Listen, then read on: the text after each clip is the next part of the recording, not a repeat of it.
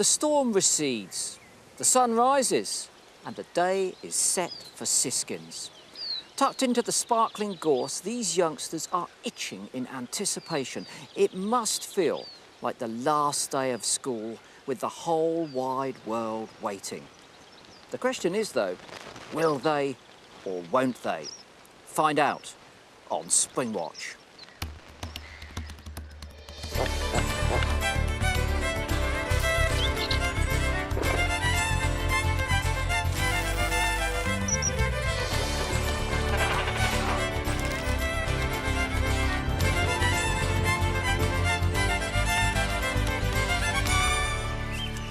Hello and welcome to Springwatch 2024 at the very, very, very sunny Arn Nature Reserve. What a difference! Look at this. Last night, cold, drizzly, windy. Bleak. Oh, much nicer here. We're live at the OSPB Arn Reserve, of course, this year.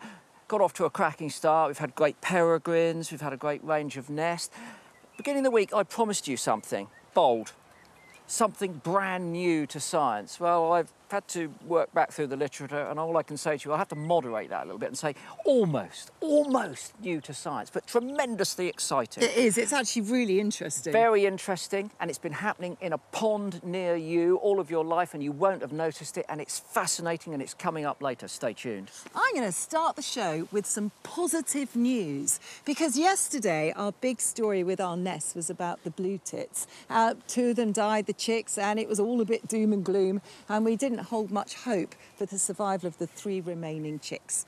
But if we go to that nest live now, this is the positive news. Look, those 3 chicks are looking stronger. The female's looking better as well. Yesterday she was soaking wet. She's now all dry and the chicks are doing well. They're alive and well. So what has changed? Well, the weather's changed, and that's made a big difference because it's meant that these chicks are being fed more often and they're getting better food. So our nest watchers counted that they were getting 5 feeds an hour yesterday.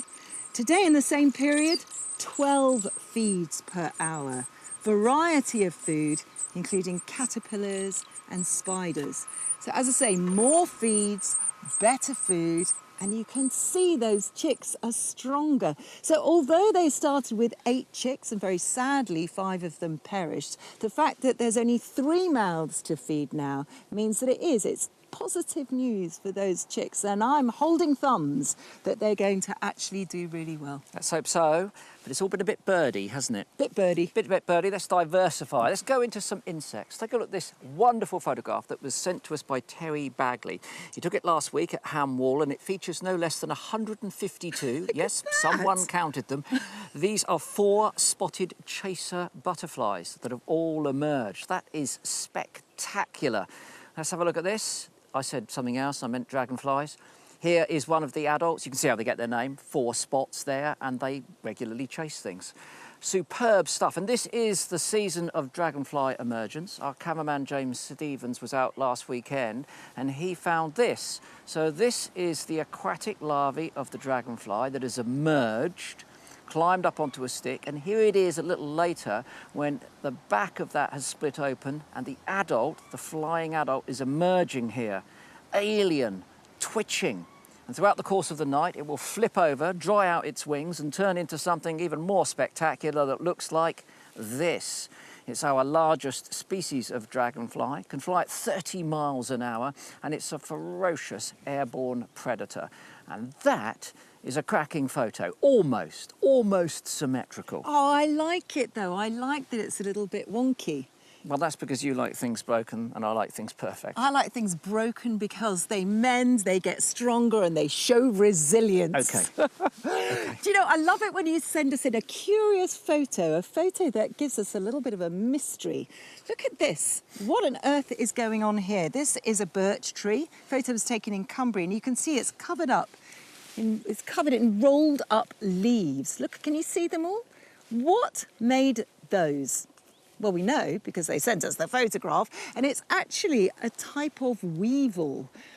There we go, that's the weevil, and you can see it's cut a little bit out of that leaf. So what it does is it nips the stalk enough to soften the leaf, which enables it to then curl it into a cigar shape, and then it lays its eggs inside that. Look how neat that is. It's really cool, isn't it?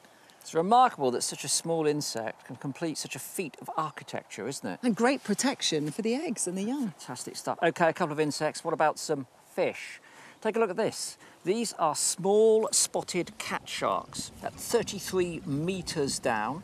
They were filmed by Lee Morris from the Manx Wildlife Trust. And we've counted, there were 16 here, there could be more, and they're all males. Now, they're not typically seen in aggregations like this. They have been before, it's not unique, but not very often. And because they're all males, one can only presume this is something to do with their mating behaviour, but it remains a little bit of a mystery. I'm a big fan of sharks, so great to see them featured on the watches. Very difficult to film, and that's why we don't get that many photographs of them. But please continue to send your photographs and your comments and your videos to the usual address. Right, let's have a catch up with our other nests. We've got a fantastic variety of them. There they all are, and I'm going to take you to the one in the middle on the left, which is the barn owl. Here we go. There's the barn owl, having a good old snooze. The female's at the back on the, well, I'm not going to tell you what she's on because it's been a bit of a mystery, because for the last few days all we've seen is a nice fluffy barn owl in our screen or on our screen. But this is what we saw yesterday. As she stood up, she revealed 3 chicks, and as she lifted her leg, she gives a leg up to one of those chicks, very gently puts the leg down again, and delicately, tries to move around.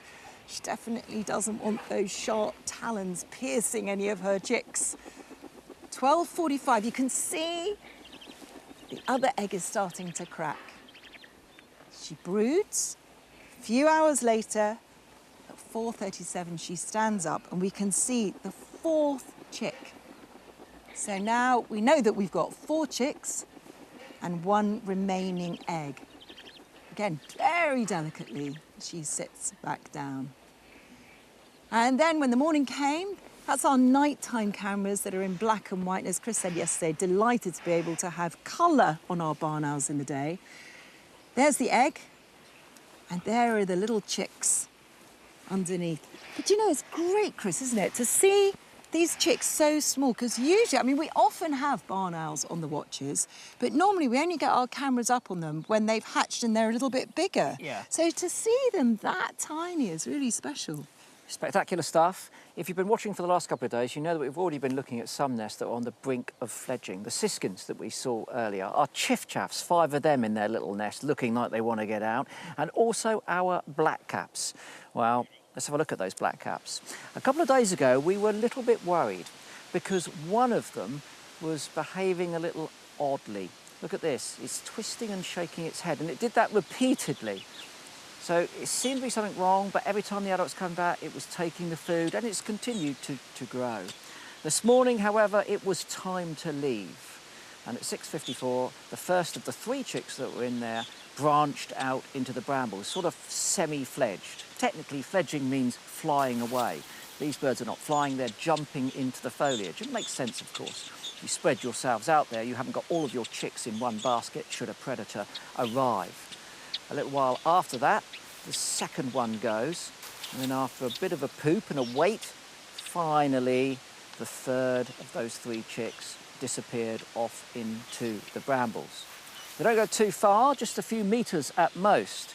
And of course the adults come back to feed them in that area, and that relies upon little contact calls between the adults and those youngsters. So here you see one sleeping, the adult will come back in, produce that call, it will wake up, call itself, and then the adult will come in and give them the food. It's nice to see those blackcaps getting their 3 successfully out of the nest, and fingers crossed that the one with the odd movement makes it. That's a great ending, isn't it? It's a happy ending. It's our first successful fledging, and hopefully there will be more.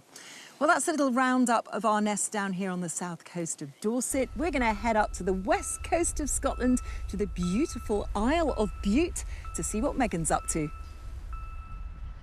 The island is so aptly named, isn't it? The Isle of Bute, because it is absolutely stunning. And I've made my way to an entirely new habitat for today's episode. I've done the forest, I've done the lochs. Now I'm at the coast, at the glorious Scalpsea Bay. It is an epic landscape of huge proportion. You can see the diversity, that colour of blue, and Isle of Arran and Kintyre in the background there. But making its home in the bay is a population of common seals. This around 2-year-old juvenile having a rest after spending perhaps 80% of its day diving for food in the sea. Uber cute, uber cute. And the seals are just all the way over on that headland over there. And of course, when we're watching seals, we have to be incredibly careful not to disturb them. If we can stay at least 100 metres away, that would be really good, because if we push them off into the sea and they're thermoregulating, it can be really damaging for them, so always be cautious. And this is why we have Steve Phillips, our wildlife camera operator, here with this epic long lens. Hello, Steve. Hello. Have you got any seals live for us right now? We're a lot more than 100 metres away. We're about 1 kilometre according to my lens. That's but good. I'll zoom in and show you. What have we got? There's Oh, one look in at the that. middle there. There they are, all holed out. There are 4 I can count. 4. Look at them there, Little sleepy. scratch. Absolutely gorgeous. Thank you so much, Steve. Goodness, that's nice, isn't it? Live seals for you.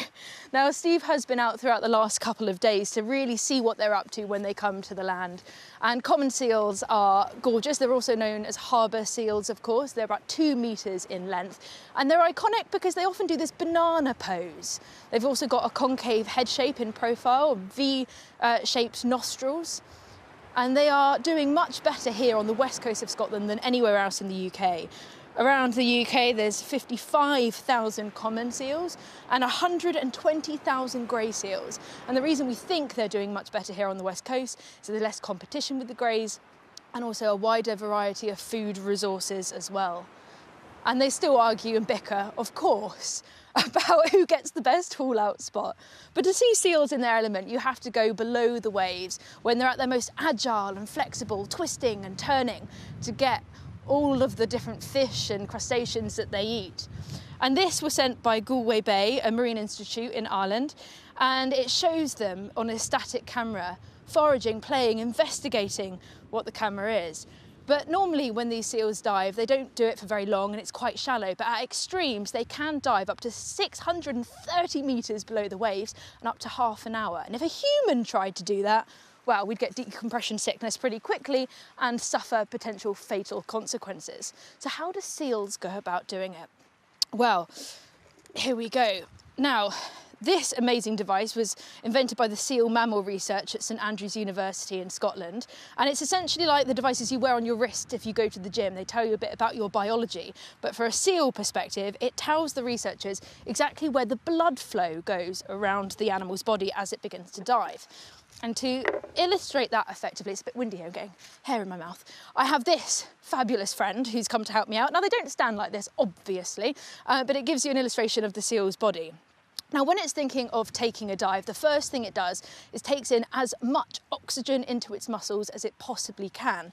And what it will do first is restrict the preliminary vessels around its body that don't support its vital organs, because if it's not necessary, they're not going to put energy into it. So the preliminary vessels get restricted and they increase the blood flow to the brain, because seals have the ability to cognitively decide where the blood should go around their body.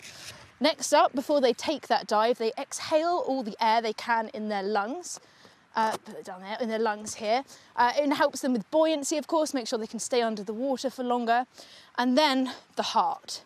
Now, when I go into cold water, I don't know about you, but I feel like my heart rate increases a little bit. It gets a little bit chilly, my body reacts to it.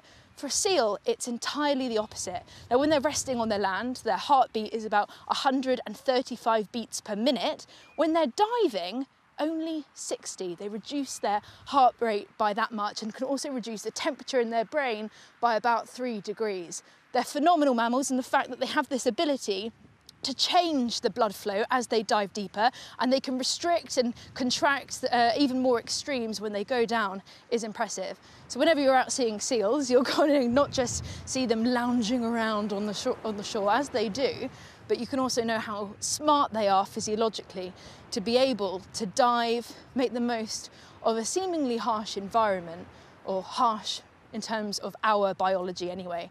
What fantastic mammals. Now it's a little bit windy up here, and Iolo Williams, all the way over in Hengistbury Head down south, I feel like you've sent the wind up to us, Iolo. What's that all about? I'll tell you what, Megs, Hengistbury Head tonight is beautiful. Hardly any wind, sunshine, blue sky. It is glorious, and it gives us actually the opportunity to enjoy the habitats they have crammed into a small area here. We have the shallow lagoons, we have beaches, and on these beaches, of course, we saw the ringed plover, we have heathland, and we have pools. And of course, all of those habitats means that they are brilliant for wildlife. It's a great place for reptiles, it's a great place for amphibians, and particularly for insects. Now have a look at this sandy bank behind me here. It's like a bit of Swiss cheese. And many of those holes will have been dug out by solitary bees and solitary wasps. And in this area, they've recorded an incredible 77 different species of solitary bees and 28 different species of solitary wasps. But of course, not all the holes you find here have been dug out by insects. There are slightly larger holes. I'll try and find one for you here. Here we are. And these have been dug out by natterjack toads, a very, very rare nocturnal toad. Now, they emerge in early spring when the temperature is consistently above 7 degrees centigrade. And that is about 4 to 8 weeks later than the common frog and the common toad. And they'll use these burrows throughout the year, of course. They need to hide away from the sun. And that was all filmed under license. You've got to have a license to film these animals, and we believe that's the first time the emergence has ever been filmed, especially here in the UK.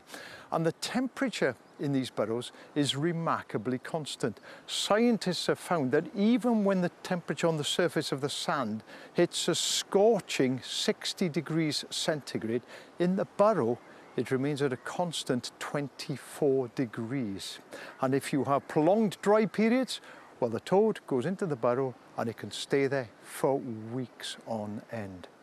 They have different strategies, though, for the two different habitats that they tend to use. They're found in sand dunes, like this one here, and in sandy heaths. Let me get my little toad out here. I'll show you now. So in the sand dunes, they dig horizontal burrows. So they'll go in there, emerging at night to feed. But in the sandy heaths, they dig vertical burrows. So it'll stay down there and then it'll come out at night to go and feed. But that's not all. In the sand dunes, they just dig the one burrow. They'll come and breed in these shallow pools, go back, and then they'll come out and feed and use the same burrow again. But on these sandy heaths, what they do is they'll often dig a second burrow near the breeding pools, use that for the breeding season, and then when that's over, they'll go back and they'll use the original burrow there. Isn't that amazing? Incredible little animals. Stick that back there. Now, the sad news is that these two habitats are in decline, and part of the problem is invasion by scrub and other vegetation, but also a decline in grazing animals. But here, the BCP Council has filled in that niche. They clear the scrub and the vegetation around these breeding pools and also between the pools and the burrows. They're doing a fantastic job. And later on, I'll be looking at these specialist pools that the toads need. Now, wind the clock back 40 years when I was a young bird watcher going up to Scotland. I was working for the RSPB, going up to Scotland to help them count a woodland grouse called the capercaillie. You were tripping over them. You could not avoid them.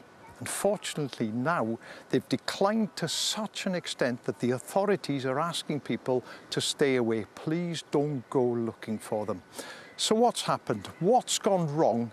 And what's being done to rectify the situation? Megs went to find out. Deep in in the heart of Scotland's northern pine woods lives a bird synonymous with the Highlands. Between the trees, a striking red eye, iridescent neck and radiant fan tail tease glimpses of one of the rarest and shyest inhabitants of the forest, a male capercaillie. April brings him out of the shadows as it sparks the start of spring's courtship. Males assemble at a lek to dance and impress the gathering females. But sadly, sights like this one have become increasingly rare. In the 1970s, we had an estimated 20,000 capercaillie living throughout Scotland. But since then, we've lost the equivalent of one capercaillie every single day. With only 1% of their native pine forests remaining, habitat loss and habitat fragmentation are two of the main reasons for their rapid decline. Now their population is thought to be around 542, making them one of the rarest birds we have in our forests. This makes them a major concern for researchers and conservationists alike. One of them is Jack Bamber, a postgraduate researcher at the University of Aberdeen. So what was it about capercaillie then that brought you to this project? I've always been interested in working with species that are of conservation concern and trying to find ways that we can help boost their numbers. With capercaillie numbers being so low, when every nest means something more to the population, we need ways that we can try and mitigate things like predation without changing the good conservation that's been happening for the predators in these ecosystems as well. Within the forest, there are a number of predators who see capercaillie eggs and chicks as prey.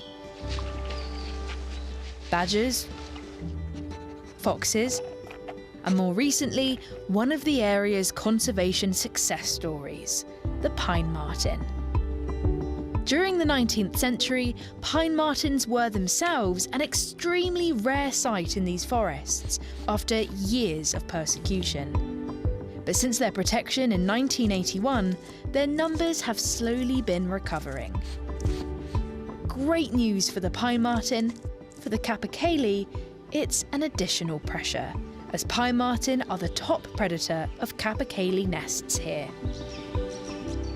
Of course, the ideal situation is that both can exist happily, and that's where Jack comes in. So the main technique that I've been looking at is something called diversionary feeding, which is where we put carrion and different food out specifically so that the predators that are living in this ecosystem can eat that instead of maybe eating rare prey like capercaillie and their nests. And it's a natural process. I mean, these predators would be eating carrion normally by themselves in any ecosystem that they're living in. So we're just helping them along the way. Jack's theory was that by supplying an alternative food source like a carcass during capercaillie breeding season, predators would be enticed away from the nests towards the easy food source instead. And the results he found were pretty surprising. What we found is in the sites where we are providing that carrion, as opposed to our control sites where we didn't provide any carrion, just had the nests, is that we saw an increase in nest survival by about 83%. 83%? Yes. That's a mammoth statistic. Yeah, so that's a really big change, which is a really positive result from the experiment. It makes sense, doesn't it? Because predators won't put in effort if they don't need to. It's a waste of energy. Why would you bother going and searching and scrambling for some small eggs when just around the corner you've got a smelly lump of really delicious meat that you can go and gorge yourself on? It makes sense as a predator to go to that instead of the others. Yeah, I mean, it's exactly that. It really shows the potential of this method is really good to manage the impact of the predators as opposed to the populations of the predators. In fact, Jack's diversionary feeding strategy has been so successful, it's now being implemented across Scotland. It's sort of the dream of any researcher is to actually get your research used by people, so I've been really lucky in that regard that people have been so keen to engage with this strategy. Yeah, lucky capercaillie too. Thanks to Jack's brilliant conservation work alongside Cairngorm's Connect Predator project, capercaillie stand a fighting chance. In the early 1990s, they thought the bird could become extinct by 2010.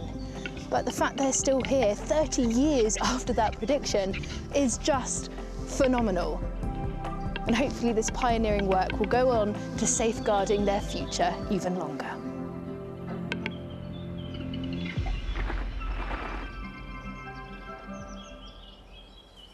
Hats off to Jack. Bit of research implemented, working, and what a spectacular bird. Honestly, what a bird. I love a showy bird. That is a showy bird, It's isn't it? outstanding, isn't it? And for that reason, it regularly attracts the attention of photographers. And as Iolo was saying in the introduction, it's really important that now the population is so depressed that we do leave them alone.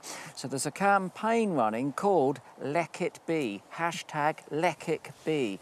That's L-E-K It Be. Look that up if you are a photographer, and do show some, well, common sense and sensitivity to these birds if you are going out, but we really ask you not to between March and August of every year. Lek It Be, that's going to be a little earworm now, and I feel like whispering words of wisdom on the back of that. Wasted on me, I'm afraid, not my generation. Yeah, right. Now, if you cast your mind back to Winterwatch, you may remember that we tried to solve a mystery that was happening on a beach just the other side of these gorse bushes. And it was basically our team noticed that there were lots of smashed clamshells on the beach, and they wanted to know who the culprit was. So they put the cameras out. We saw foxes, we saw some corvids, but we didn't see any of them in action until now. And this is what we saw.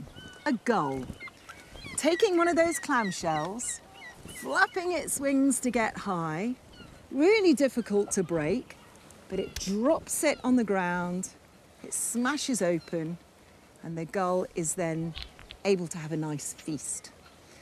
And our crew noticed that there were quite a few gulls that were doing that in this particular area. So up they go with the clamshell, drop it out the beak, and once again down they go, and they enjoy it. But they noticed it wasn't just the gulls that were doing it. They also saw crows doing it. And what they saw with the crows was they actually perfected this technique. You don't want to go too low when you fly, because otherwise it's not going to break the shell. You don't want to go too high, because then you waste energy. So the crows got it just right. And most times when they dropped the clam, it shattered and they managed to get what was inside. So they watched each other, they learned off each other. This is socially learned behaviour.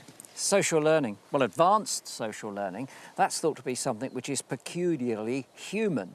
And it comes in the form of when an individual can learn something which it couldn't otherwise learn throughout the entire course of its life. And that leads to something called cumulative culture. And again, that's something that only we can do it. Now, as an example, imagine a laptop. I couldn't build from scratch a laptop in my entire lifetime. Not from scratch, but I could, if I sat in a factory watching someone put one together, I could mimic that, I could copy it and I could put it together. I mean, I wouldn't buy it when I'd finished, to be quite honest with you, but I could do that. And up until recently, indeed March of this year, it was thought that only humans could do this, but that's been challenged in 2 papers. The first was about chimpanzees, and I know what you're thinking, well, if anything's going to come close to human capacity, it's the chimpanzee. But the other was more interesting. It was published by Dr. Alice Bridges and Professor Lars Chitka from Queen Mary University in London, and it was their study of bumblebees. Now take a look at this. They put this choice chamber together, which they put bees into. And here is a little pot of nectar. But to get that nectar, the bee has to complete a 2-stage task. It has to push this door up here. Oh, hold on. It has to push this door up here so it stays open like that. And once it's got that open, it can then push this across here like this, and then it can get to the nectar. So it's got to do those 2 things in order. So what they did was they put a group of bees in here for 8 days. That's about 1/3 of their lifetime. And what they found was if they just put them in here, they could never get to the nectar. They simply couldn't solve that. But then they took another group of bees and they trained them, took them a couple of days, just 2 days. They trained the bee to do exactly this, to push that flange up and then push that flange over and get to that. Then they did something interesting. This is the crux. They put a bee that had never been in the chamber before with one of the bees that they'd trained. Take a look at this. Here you can see one of the bees very proactively going through what it had learned in that couple of days of training, and the other bee, the naive bee, following it around. And what they noticed was that they would tap each other's antennae. They found that a third of all of the naive bees they put in could learn that behaviour by copying the other bee in the space of just 2 days, when previously they just simply couldn't do it. This is social learning in insects, which is remarkable because we thought it was just down to us humans. Even more remarkable when I tell you that the brain of a bumblebee is the size of a full stop and has 1 million neurons in it. The human brain, on the other hand, much larger as you know, and has 100 billion neurons in it. So it's not to do with brain size or how many neurons you've got, it's to do with the need to understand possibly this type of learning in order to prosper. But advanced social learning in bumblebees is absolutely fantastic. Do you know, it is amazing, and that experiment and the explanation is absolutely amazing, but sometimes I do think we're a little bit arrogant to think that we're the clever ones, and isn't it remarkable that they can do the same things as us? Whereas I think, yeah, they're probably doing the same thing as us all the time with their brains. But yeah, I mean, interesting stuff. Fantastic stuff. And I think we are socially learning from each other all the time. I know, I watch you, and I know that you are learning to be sociable from me. Is that something different? Well, I mean, I haven't made much progress in the last, I don't know what, 30 years, have I really? I think basically we're all socially learning of each other. Trying to drag me into a bar of the evening is quite difficult, isn't it? Aren't we, Megs? It's a work in progress with Chris and Michaela, isn't it? We've got to keep trying, though. We'll keep attempting to help him out. Oh, now, another amazing animal that makes its home here on the shores of Scalpsea Bay is a small bird, a ringed plover. And we saw them on the show yesterday, but we've recently been getting some amazing views of these enigmatic birds. They've got that distinctive band around the head, orange, almost luminous orange feet with an orange bill and a black tip. And the back of the bird, that sandy colour, blends in perfectly within its environment. There's about 5,450 pairs in the UK at the minute, but sadly numbers are declining, although they're clearly trying to help themselves out. But a consensus in 2007 found that 37% of the population had declined since 1984. Incredibly sad, but this is why it's so special to come here and see them breeding upon the shoreline. And the way they nest is they make scrapes in the ground, typically on shingled beaches, and they'll get seashells, they'll get pebbles in, and they'll nestle down where they can work together. Both the male and female will help incubate the egg, and they can lay up to 4 eggs. This, I think, is the male. He tends to have a bit of a blacker band around his head than the female.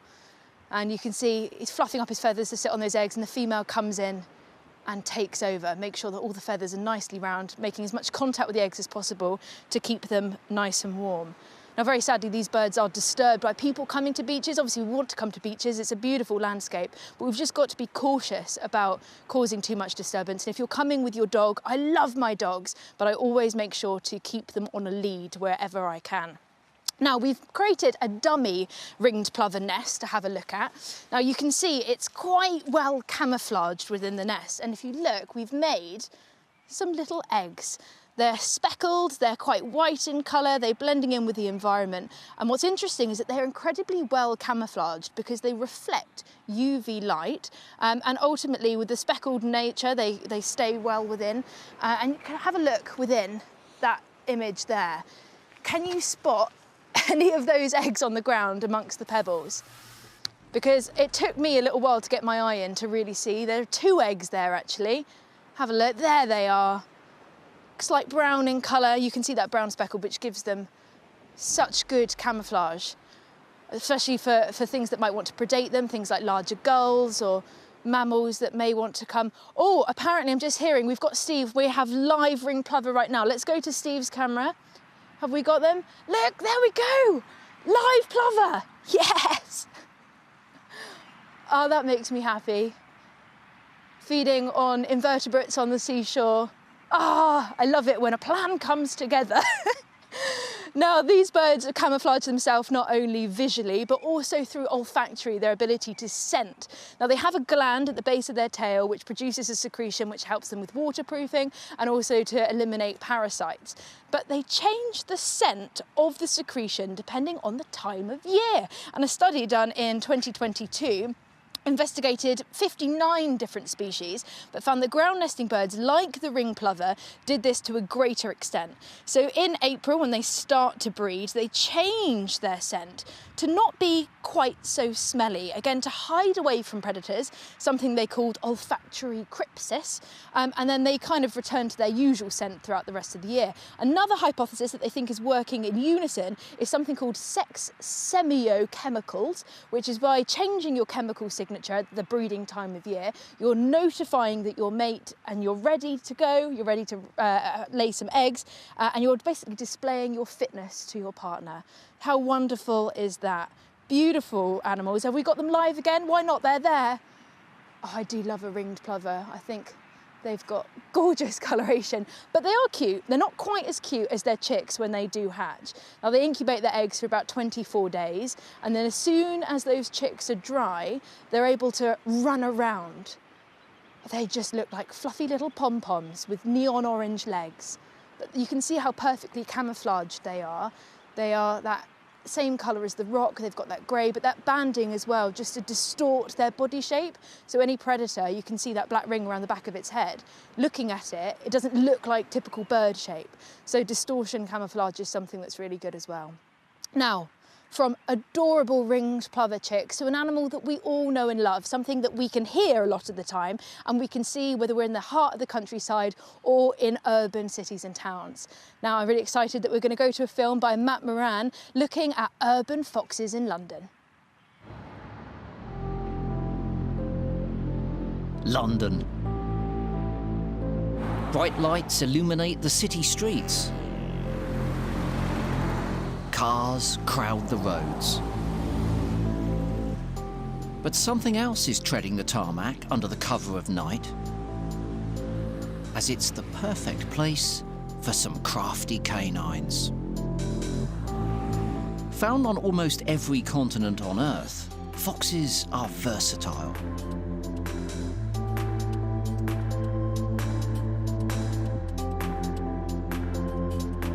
This one's making the most of the resources on offer.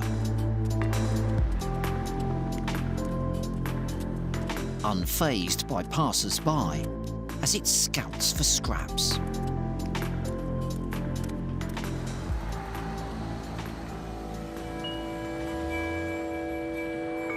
But this vixen has discovered a sanctuary.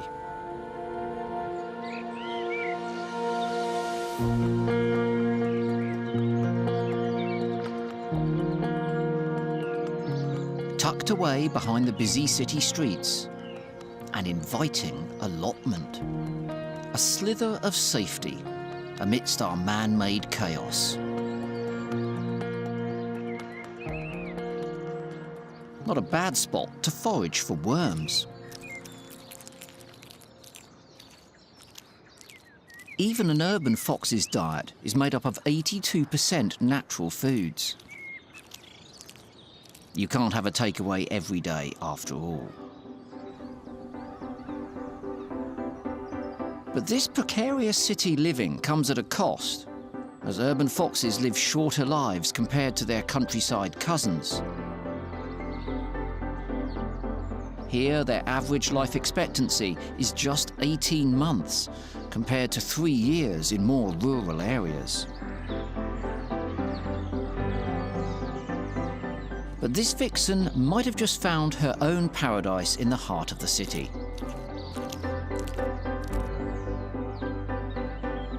As she's managed to successfully produce 4 litters. 1 a year since sexual maturity. Meaning she's at least 5 years old.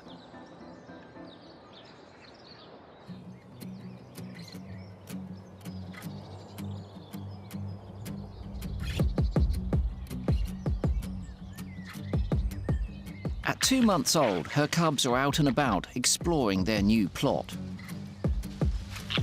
with plenty of room for them to play safely.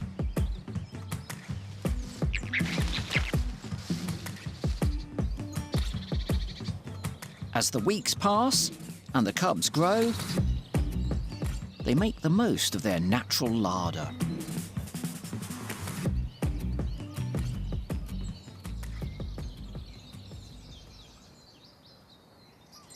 But if they're going to survive here, they're going to need to get streetwise. Swapping the safety of the allotment for the concrete jungle.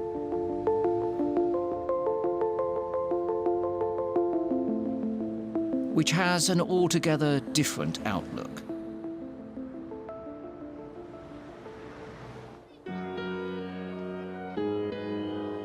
Time passes.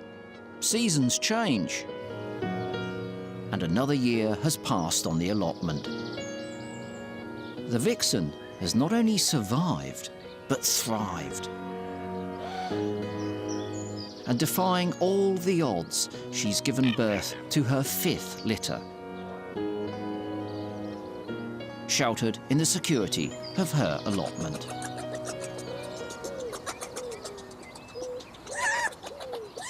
And she's learned how to take advantage of all that's on offer here. A wood pigeon will do quite nicely.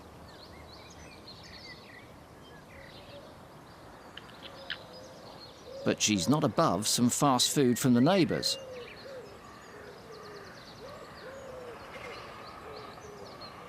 After all, she's got many hungry mouths to feed.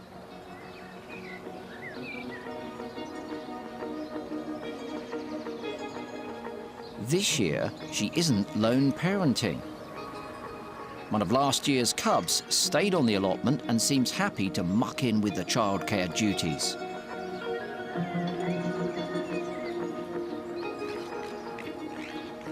With the vixen having raised 5 sets of cubs over the past 6 years within the safety of the allotment, it's no wonder that some of them want to follow in the footsteps of this city's supermum. How do I radiate bliss? You're doing it. Oh, You're doing good. it quite well. Oh, foxes, second best mammal on the planet. To what? Poodle, obviously, for goodness sake. Do you know, that really was an absolutely Oh, gorgeous film. stunning. And I'm really pleased that we had such a delightful film before we do our Peregrine update, which is a little bit of a contrast. It was dramatic yesterday. Well, all I can say is strap yourselves in. Take a deep breath, because here we go for today's update. So this is Corfe Castle. This is where the peregrine nest is, nestled into the wall.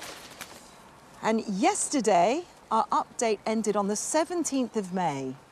And in that nest, we saw 2 little peregrine chicks poking their heads out.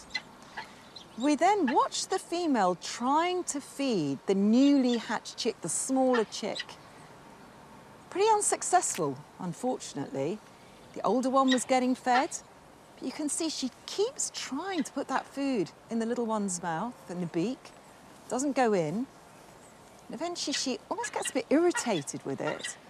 And we noticed that she started to peck the chick. And then even the chick just gives up. She then leaves the nest. So that's her going from the nest, and then the male flies in. That screeching is the female watching the male.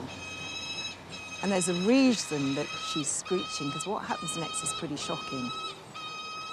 The male goes to that little chick and starts to rip pieces out of it. It rips a bit of the leg off.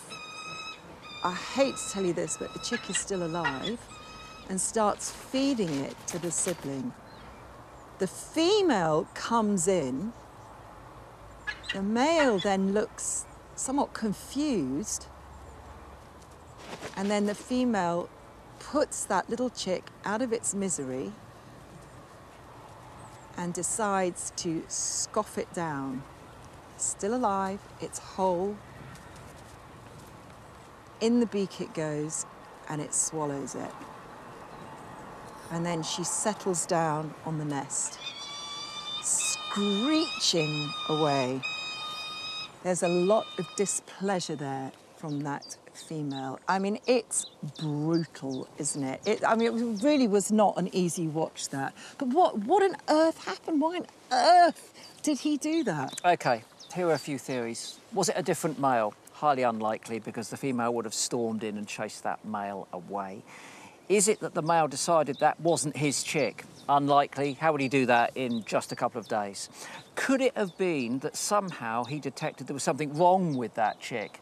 Again, unlikely in that space of time, although it wasn't feeding properly, so it could be that. Or could it be brood reduction? And this is where some birds will actually kill their own young to ensure the survival of others. Coots do that. But there's only 2 in the nest, and they've got plenty of food, so it's not that.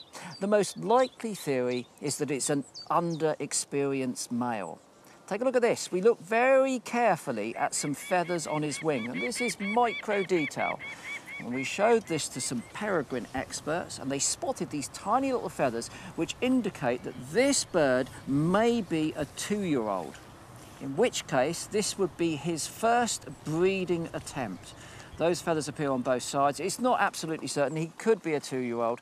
And if that were the case, maybe he just came back to the nest. The chick wasn't moving. He wanted to feed the other one. He was a bit confused, inexperienced. Maybe that's what rolled out. Oh, it's an awful error, wasn't it? I mean, it really does show you that it can be brutal. Wildlife is so brutal. We will continue to update you on the peregrines, and I'm really hoping that it gets less dramatic as we move forward. Talking moving forward, let's move this way, because we're going to show you where Iolo is. Iolo is behind us here. He's not behind the gorse bushes, well, I hope he's not anyway. He's in the distance there, and if I swam over that bit of water past Brownsea Island, about 12 miles, I'd eventually reach him. Iolo. I am indeed. 12 miles exactly, I think, Michaela. I think you're spot on there. Now, as you can see, I've left the little sandy cliffs behind me there, and I've come down to have a look at the ponds where the natterjack toads breed. Now, you'll see that there's a fence here, wired fence, and that is there to keep people and dogs out. But if you have a look down here, you'll see that they've cut little passageways. Those are natterjack toads' highways, allowing them to get from the burrows to the ponds. What I want to know is, why do the natterjack toads use this pond but not the pond in my back garden? And to answer that, I have a prop and I have an expert. I have Harold Innes from the Amphibian and Reptile Conservation. Howard Innes, sorry Howard. Simple question straight away. Why is this pond good for natterjack toads? Okay, simple answer, Iolo, because it's warm, and that's what they're after. Natterjack toads need very, very warm ponds to breed successfully, and the shallower they are, like this, that pond will be really warm, so it's exposed to the sun. Problem is, it might dry up, so there is a sweet spot for natterjacks, and it's round about there where the pond's shallow enough to stay really warm in time for those tadpoles to get out, to metamorphose, to turn into toads before the pond dries up. And if the pond's deeper, a few things happen. First of all, it gets a bit colder, so the natterjack toads aren't quite so comfortable in there. And also, it attracts other amphibians. And we know that natterjack toad tadpoles don't do well, particularly if you've got species like common toad tadpoles in the same pond. And it also increases the number of insect predators. So you get things like dragonfly larvae, you get water beetle larvae, and you get the water boatmen, the back swimmers, that take quite a lot of tadpoles. So the pond needs to dry up, actually, but it needs to dry up once the toadlets have got out. So it's a fine balance. That is incredibly niche. It's got to be difficult to manage it, to get it just right. It's hugely difficult to manage it, to get it just right. They're actually quite a frustrating little beast, even though they're beautiful. And at one time, when they lived in these big dune systems, which are dynamic, so the thing's moving all the time, and the gaps in between the big dune ridges would have filled with water because the water table would have been higher, so they'd have had their choice to select exactly the right types of ponds.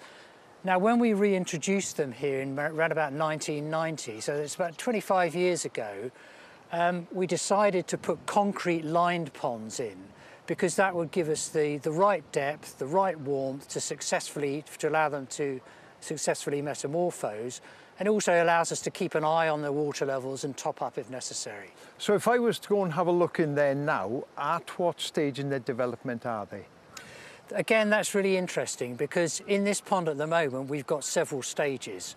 We've got tadpoles from spawn that was laid about 4 weeks ago, but the first spawning was a couple of weeks before that, and what we've got from that are toadlets starting to emerge. So they're actually around the edge of the pond, so they're starting to come out. And right now, this week, we're starting to see what we believe is a second spawning, because females do sometimes come back and spawn a second time. So we're seeing that happen. So we've got spawn in there as well. So we've got several different stages of development in that pond right now. Now, I'm sure you saw Jake Morris's wonderful natterjack toad film on Springwatch last night. He also captured some fascinating footage of spinning eggs. Why do they do that? Well, he got some great footage, and that was fascinating. We've never seen that in natterjack toads before, and those macro shots really brought it to life. That egg was about 24 hours old, so it's 24 hours after fertilisation, so at quite an early stage in its development. The embryo is at the top, the yolk is at the bottom, and we do know that there are mechanisms inside eggs which get them the right way up, and they're caused by tiny little aligned microtubules inside the egg, and the action of proteins against those microtubules creates some level of movement. But it could also be that the outside of the egg has got tiny hairs on cilia, which if they're waving in harmony, could cause that egg to vibrate. But that motorized movement, some were going clockwise, some were going anti-clockwise, amazing to see that. So the jury's still out about exactly what's happening, but yeah, amazing to see it. But what that does also is it evens out the warming up that egg gets. So it makes sense for it to rotate, so that each part of the egg warms up at the same rate, so probably aids their development as well. I'll tell you what, I know someone who'll have a view on this, Professor Chris Packham. I'm sure he will. Chris, what do you reckon, small hairs or is it chemicals? Well, Iolo, I've been delving through the literature because we did think this was new to science, but we were wrong because it was actually on April the 28th, 1870 in the journal Nature that Dr. Schenk reported that it was well known that the embryo of the frog exhibits remarkable movements of rotation. He timed them. He said they rotated in 5 minutes and 13 seconds to 12 minutes and 2 seconds. He was very, very precise. He said that they result from the presence of ciliated cells. So just like Howard said, these are cells with tiny hairs that waft to generate movement. And he confirmed that by the application of moderate heat, which sped the movement up. And then he added the action of weak acids, which are known to operate in the same way on ciliary movements. And that actually slowed them down. So it could be that 150 years ago, Dr. Schenk solved that problem, but we all forgot about it until that film was made just a few weeks ago. And it's amazing to think that that's happening in everybody's ponds, isn't it? And absolutely most incredible. of us have never noticed it. Brilliant stuff. Well, from all that spinning around, it's time to centre ourselves, to let go of the information overload and enjoy the calmness and beauty of a river.